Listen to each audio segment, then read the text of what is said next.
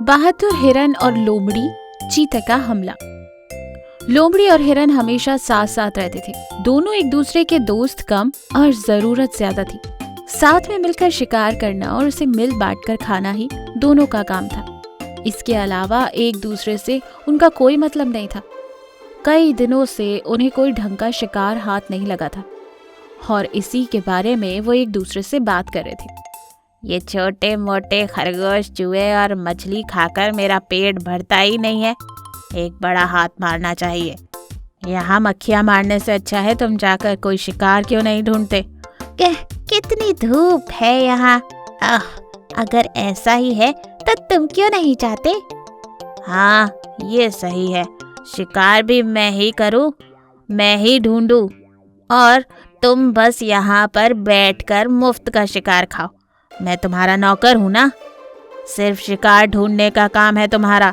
अगर उतना भी नहीं हो रहा तो अपनी यारी दोस्ती यहीं पर खत्म। अरे भाई, तुम तो गुस्सा हो गए। मैं तो बस मजाक कर रहा था। अभी जाता हूँ और अपने लिए कोई अच्छी सी शिकार ढूंढ कर लाता हूँ। गुस्सा क्यों होते हो। लोमड़ी चीते को कोसता हुआ वहां से निकल जाता है और यहाँ चीता मन ही मन लोमड़ी को 10 बातें सुना रहा था। काफी देर हो गई पर लोमड़ी वापस नहीं लौटा। चीता उसकी राह देखते देखते गहरी नींद में सो गया कि तभी दौड़ती हुई लोमड़ी आई। अरे मूर्ख, सो क्या रहा है, उठ जल्दी, वरना वो शिकार हाथ से चली जाएगी। एक मोटा ताजा हिरन हाथ लगा है। हिरन कहाँ है। हिरन लाओ, मुझे खिलाओ जल्दी। हाँ, अब वो हिरन खुद चलकर तुम्हारे मुंह में आएगा और कहेगा लो खा लो मुझे।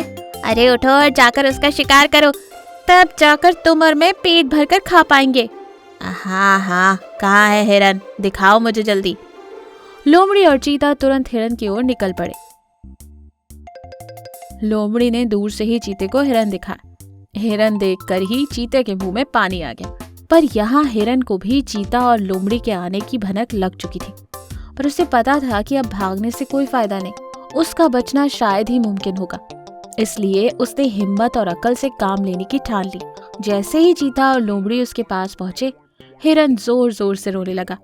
अरे क्या हुआ मूर्ख हिरन, तुम भागने की बजाय यहाँ खड़े रो क्यों रहे हो। मुझे अपना दुख नहीं है, मैं तो आपके लिए रो रहा हूँ।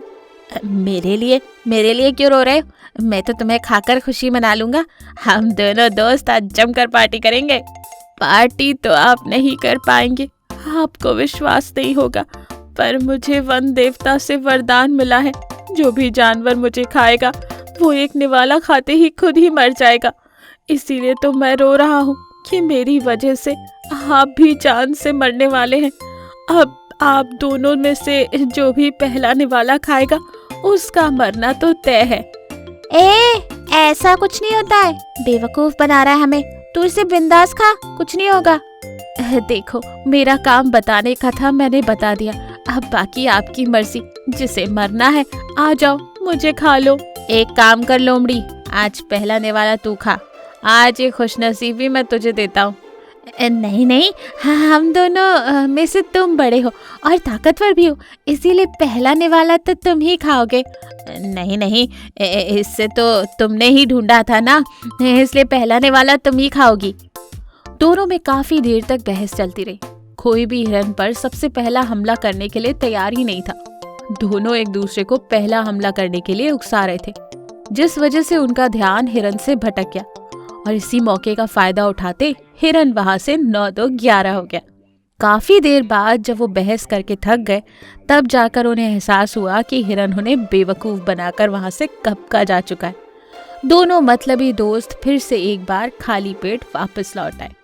तो इस कहानी से हमें ये सीख मिलती है कि हिम्मत और अकल से काम लिया जाए तो बड़ी से बड़ी मुसीबत से भी बाहर निकला जा सकता है। चतुर लोमड़ी और उसका तेज दिमाग। बहुत समय पहले की बात है।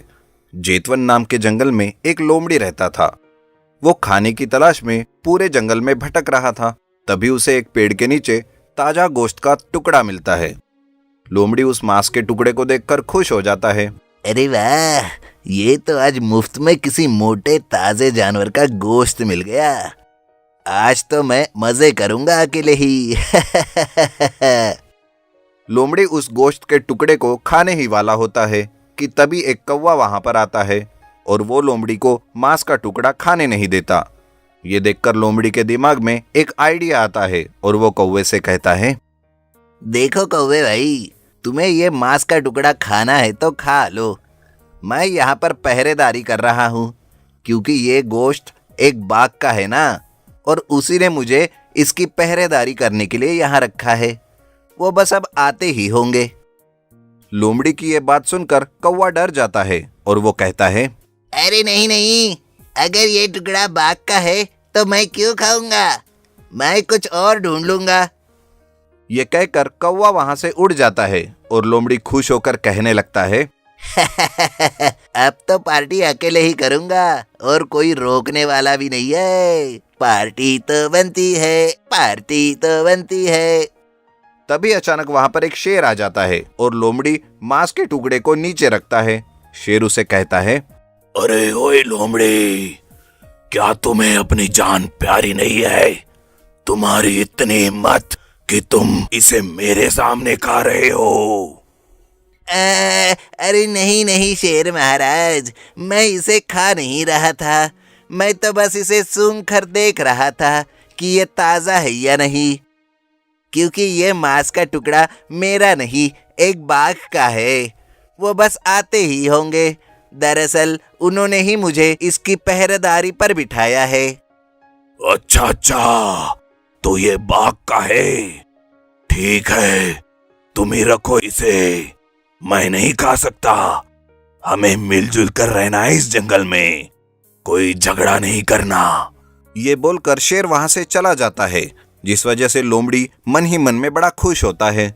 उसकी लॉटरी जो लग गई थी और वो सोचता है कि मांस का टुकड़ा खाने से उसे अब कोई नहीं रोक सकता। और वो जैसे ही उसे मुंह में लेता है तभी वहां पर एक बाघ आ जाता है। लोमड़ी कहता है, बाघ महाराज, पूरा दिन मेहनत करने के बाद मैंने ये मांस का टुकड़ा पाया है, लेकिन आप हमसे बड़े हैं, हमारे पूजनीय है और हमारे रक्षक भी है। आप चाहे तो ये मांस का टुकड़ा ले सकते हैं, मैं कुछ और ढूंढ लूंगा खाने के लिए। लोमड़ी की ये बाघ के प्रति वाहवाही सुनकर बाघ बड़ा ही प्रसन्न होता है और लोमड़ी से वो कहता है, अरे वाह, तुमने मुझे इतना सम्मान दिया, मैं बहुत प्रसन्न हुआ। मैं तुम्हारी मेहनत का ये भोजन नहीं खाऊंगा, इसे तुम ही खाओ, और आगे अगर कोई भी परेशानी हो तो तुम मुझे जरूर बताना। ऐसा कहकर बाघ वहां से चला जाता है और लोमड़ी बड़े ही मजे से बैठकर वो मांस का टुकड़ा खा लेता है। इस तरह लोमड़ी ने अपने तेज दिमाग से उसकी परेशानी का हल ढूंढ लिया और अकेले ही वो मांस का टुकड़ा खा के पेट भर के वहां से चला गया।